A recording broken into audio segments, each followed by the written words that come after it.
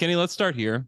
Only 2 months ago, your beloved Chicago Bulls were up 85-80 with 6 minutes left in the fourth quarter against the Miami Heat in the final play-in game. The Heat are now in the NBA Finals. Yeah. Is there any part of you that has watched this Miami run and thought, hey, maybe the Bulls aren't as bad as I thought? No, not for a second. The only thing I'm thinking about with that is like, man, we had a 27-year-old Jimmy Butler here in this city, and we decided not to max him and instead traded him away. That is pain. Yeah, that is true pain.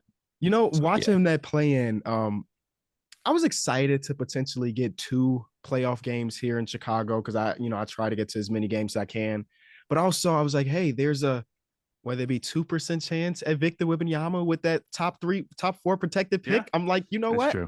I'm okay that we blew that lead. And then obviously the pick conveyed to Orlando. So now we're just sitting, twiddling our thumbs, not knowing what to do.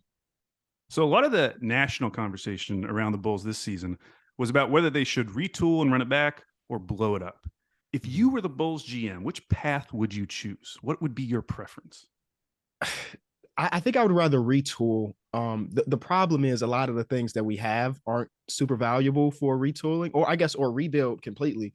But I just think back of all the hard times in a rebuild and looking at our fan base is like, I think it's going to be really hard to try to convince those guys that a full-on rebuild is the right direction after we just came out of a rebuild a year and a half ago.